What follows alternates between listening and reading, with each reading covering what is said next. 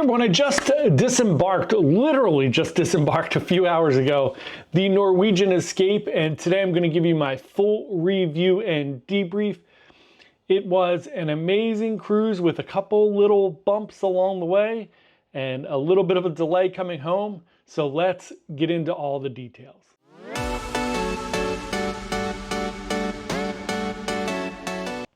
Hey everyone, John here from Byte Cruises. Welcome back to the channel. If you're new here, our goal is to give you the best information possible about cruising so you can plan to go on an amazing cruise vacation. We are a travel agency, so we are here just trying to get you all of the information about any of these cruise ships that we go on or any of them that we talk about. So today we're going to talk about Norwegian Escape. I literally just got off the ship just a few hours ago, and I'm here to give my review and debrief. We're going to be talking about several things here: embarkation, the ship, the service, the food, the entertainment, the itinerary, the people, always the wild one, and the disembarkation process. So let's start out with embarkation. So we embarked on this, was a 5-day cruise out of New York City going to Bermuda. So I've been on, this was my 84th or 85th cruise. I keep mistaking what number I'm on, but something like that. It was my 20-some Norwegian cruise. And I never used to like the New York terminal. I always thought it was disorganized a little bit and a little chaotic.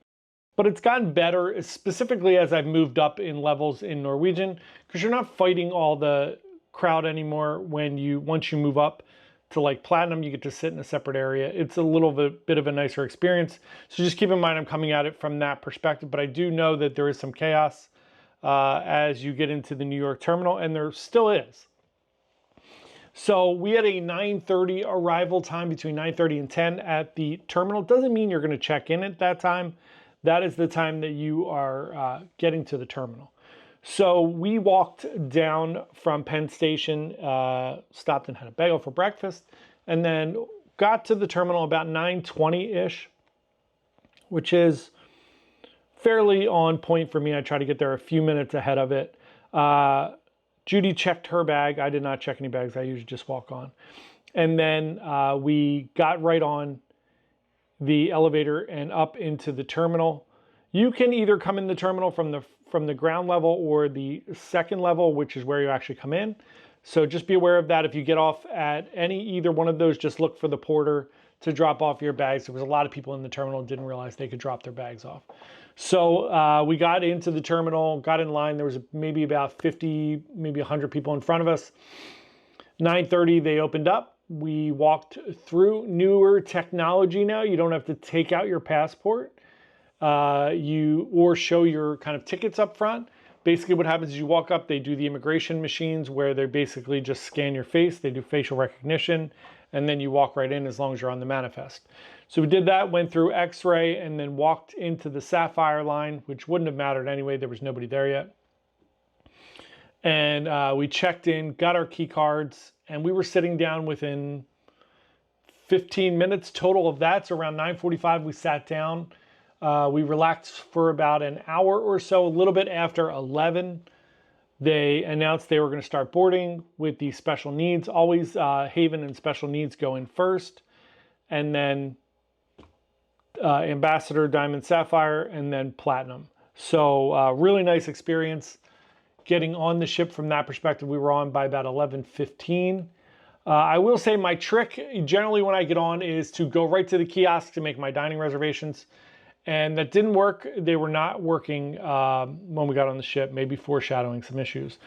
But we went to Teppanyaki, we got in line, and within like 20 minutes, we had our dining reservations all set up. You can make them pre-cruise. Sometimes it's difficult to get the times you want. They don't open a lot on the app, and I just find it to be annoying. So it's easier to do it on the first day. It shouldn't be, but it is.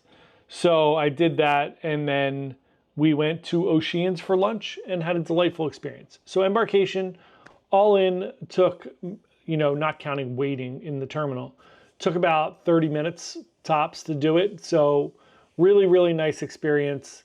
No issues at all there. Got on.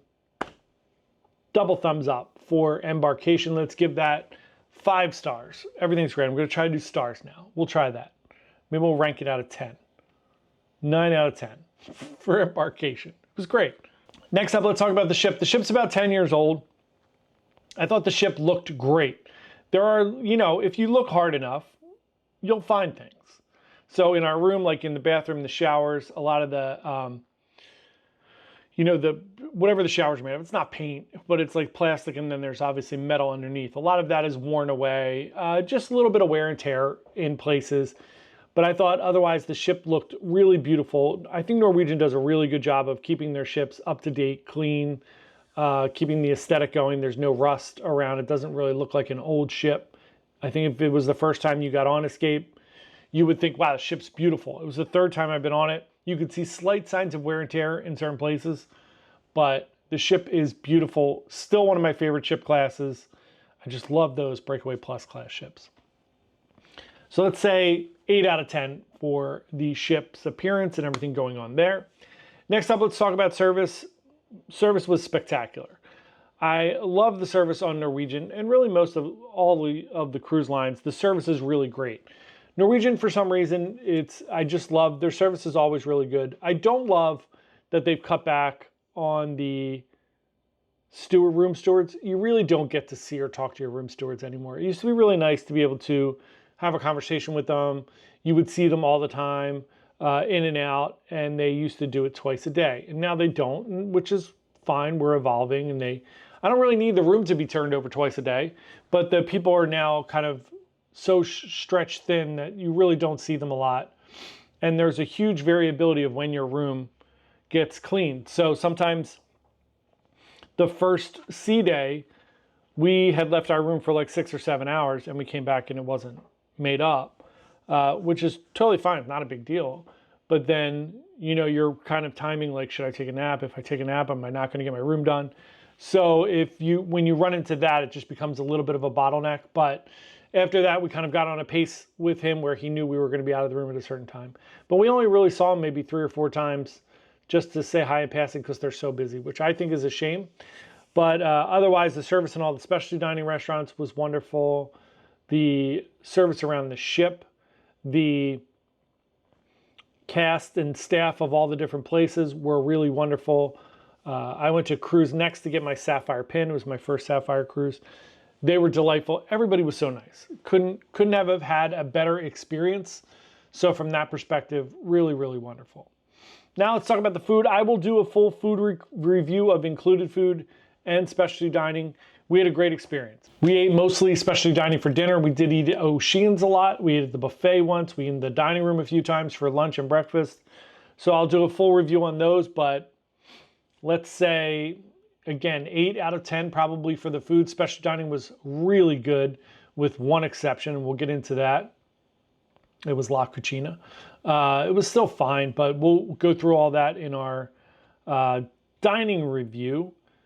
And then let's talk about entertainment. Here's where I will give all the credit in the world to Norwegian. When they started cutting back on shows and having more game shows and different things, I hated it.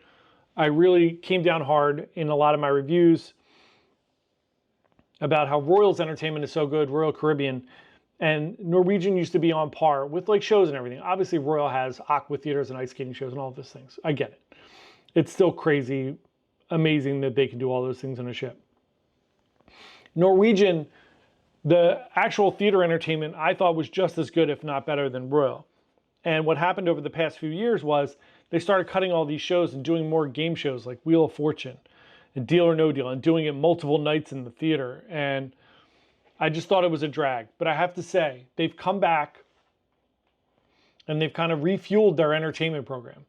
They've created new shows. Their Icons of Rock show. They've put the Rumors show in the main theater. They have the new Prince Revolution show on Aqua.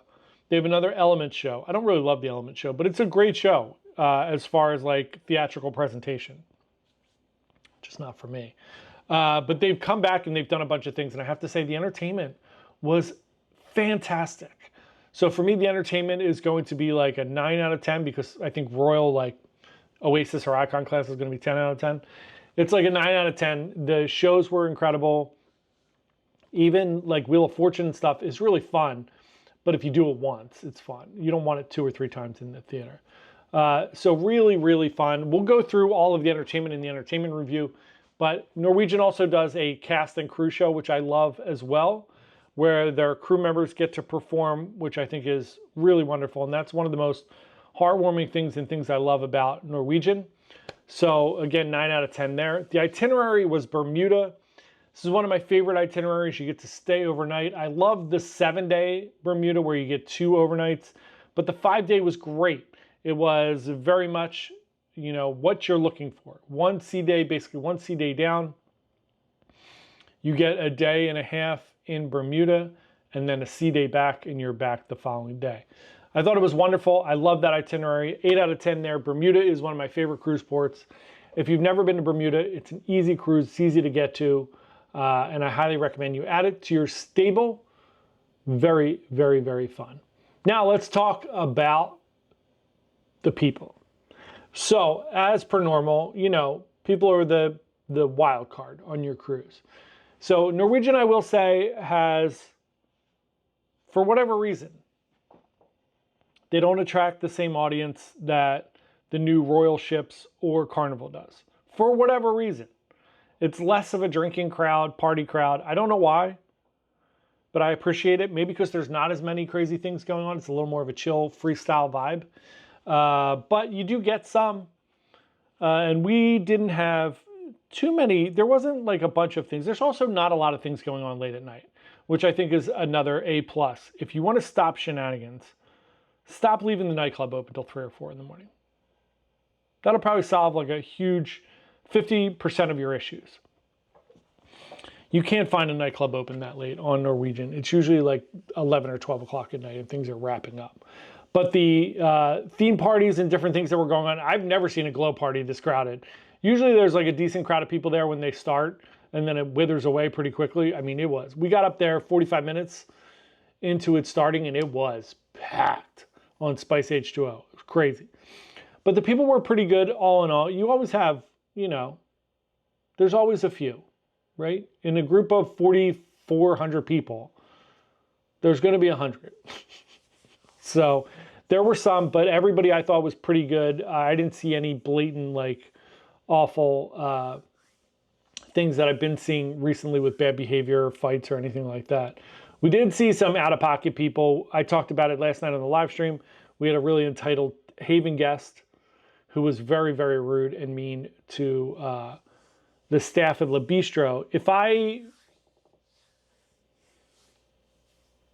could have been calm, I would have went to like one of the managers and really had a discussion about it, but I couldn't because she was so incredibly rude to everybody, including other passengers and the staff, telling people that she paid for better service, so she deserves to be in places that we can't get to, and she deserves to do things that she shouldn't do. She made one of the servers hold her martini while she was like arguing with the host about not having her voucher for her thing. She shouldn't need it because she's in the Haven and they should figure it out. And what I talked about on my live stream last night is, I understand as a travel agent, as someone who's stayed in the Haven and the yacht club and all those different things, I understand that you pay for a higher service. It's one of the things I talk to my clients about in booking those things. You get preferential treatment. You're paying for that. You get to be escorted into places. You get to skip the line in places. All of that is fine. Other people may not like it. We may not like it if we're there, that they get to go ahead. They get escorted on and off the ship. They're paying for that service. I get it. However, you don't need to say that to other people, and you definitely don't need to be yelling it at the staff and making them hold your drink while you argue. There's a way better way to handle that, which is just to have your butler come down and escort you in to the restaurant. They would have escorted them in. They would have sat down. Nobody would have said a word. Everything would have been fine. It was the fact that everybody was waiting in line. She pushed everybody out of the way and went up to the front and was basically like, I'm in the Haven. I'm going in. And that kind of pushes everybody and ruffles everybody's feathers and just being rude and entitled about it. But yeah, of course, they pay for better service, higher level, not better service, a higher level of service. So there is something to do there. It's just not the right way to handle it. And then on disembarkation day, we had a lot of out-of-pocket people. But for the most part, I thought the crowd was really nice. As you know, you're going to meet wonderful, wonderful people on a cruise, which we did. And some of them will be lifelong friends. So for people, I give it a solid like 7 out of 10. There were some, wonky things, but for the most part, pretty good crowd, which I really appreciate. After coming off of a couple like wild crowds, I'll take this one. And then let's talk about disembarkation. So along the way, we had a power issue in Bermuda. We lost power on our ship while we were in Bermuda on the second day. That turned into us being delayed about 6 hours to get to the port. So what I will say, Norwegian did an amazing job communicating with everybody the whole way, letting people know what's going on with the power outage, letting people know what's going to happen when we get back. It's going to be late.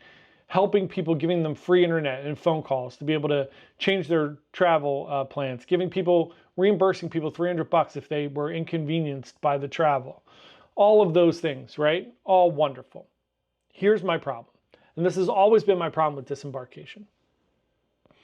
And I've talked about it ad nauseum. When you run into situations like this, if anything is out of the ordinary, generally speaking, disembarkation works fairly well. You have walk-off, which I still have thoughts about, and then you have all your luggage people, right? So here's my thoughts initially on how to fix disembarkation completely. One, you can only carry on things that fit in like the same thing with the airlines, right? There's a little gray area there, right? If a bag's a little bit too big, I don't care. I don't want people shoving their bags into the thing to measure them. I want it to be a pretty like, hey, you're good to go. Go ahead, you could take your bags in, or no. If you're carrying 7 bags of luggage, you can't walk on and you can't walk off. Come on, people. You're holding up the crowd. It's a complete inconvenience for everyone else. So that's the one change I would make is standard airline rules. If you want to carry on, these are the things that you can carry on the ship. If you see people carrying like 8 pieces of luggage, duffel bags, going on Royal or Carnival is even crazier. You see people carrying like 2 giant suitcases with 8, packs of soda, like like a 12-pack of soda in one hand, 5 Below bag with a bunch of things in it, and they're just lugging all this stuff onto the cruise ship or off of the cruise ship. So that for me would be the biggest change is, these are the walk-on rules or the carry-on rules. And then you can't carry off unless you carried on. Or just have a certain amount of tickets. Just like everything else with embarkation, you get time windows. You get a ticket for embarkation. You should get a carry-on ticket. And then they should have so many of those for carrying your own luggage off the ship. They have 500 of those. And then they have 500 of each tag, whatever it is, right? There's got to be a better way to do this. Because what happened because of the delay, no one checked their luggage to go home. No one. We walked down the hallway at like 9:30. You know how you have to have your luggage out by 10 o'clock? We saw 2 pieces of luggage on our floor. Wild. So of course, we dock 6 hours late. And at 10:30 in the morning, we're supposed to get off at 2:30. At 10:30 in the morning, there was already a line to get off the ship. That is nuts. So at 2:30, when everybody starts to get off, you walk. We were sitting down out on the waterfront, and they said, "Okay, now you can. Start walk off." So we go in to get in line, and it's just complete bedlam. From deck 7 down, the stairwells were full and bleeding out into the halls, all the way up to like 16 on the front part of the ship. So we stood there for 30 minutes, and we literally didn't move. It was just 4,200 people or 4,400 people trying to get off the ship at one time, which is not going to happen. Luckily, we decided after half an hour, let's just go sit down. I don't even care. I don't care if I get home at 10 o'clock at night. I'm not standing in this and fighting people. Somebody had a seizure on the stairs. They had to rush medical in. It's hot. People are standing on the stairs with all these pieces of luggage, 6, 7 pieces of luggage. People standing in front of us was 2 people. They had 5 pieces of luggage. And they're going to try to carry those down the steps. It's just not going to happen. Luckily, we decided to sit down, and then we walked to the back of the ship. And it was much more well organized. There were people there not letting people walk onto the stairs. They were kind of controlling the flow. We went that way. It took about 40 minutes. We got off the ship. All is done. Got home. at 6:30 at night, which is fine. I live in Philadelphia, so it's not a big deal. All is good. So all that being said, Disembarkation, I'll give it like a 2 or 3 out of 10. I don't think it was all on Norwegian. They did communicate really well. However, there's got to be a better plan for getting people off the ship after something like that happens. I don't know what it is. I'm sure these people are way better at logistics than I am. They've been doing this for 50 years, getting people on and off on cruise ships. So there's got to be a better way. I just don't, whatever it is, it is. Here's the deal. Had an amazing time. It was a great trip. I would give it a solid like 8.5, 8.6 out of 10 with a few bumps. Escape is a beautiful cruise ship. Go on Escape, enjoy it. They have amazing entertainment with Choir of Man, The Rumors Show, great specialty dining with La Bistro, Food Republic, the Moderno, any of these great places. Everything was great. The people were great. The food was great. The service was great. Just a couple bumps and a little bit of a delay, but it's okay. We got to spend 6 more hours on the cruise ship. If you keep a positive attitude and you just try to enjoy yourself, things tend to go a lot better. So I had a great time. We had a wonderful time on the ship. This is my quick little, not so quick, debrief and review after. And from here, we will do some vlogs. We'll do a ship tour. We'll do food reviews, included food and specialty dining, entertainment review, and a whole lot more. Thanks everybody for watching. Hope you have a wonderful day. If you have any questions about Norwegian Escape, or if you need help planning your next Norwegian Escape, email me at jp@bitesizecruises.com. We would love to help you plan your next vacation. Thanks so much and have a wonderful day. Bye.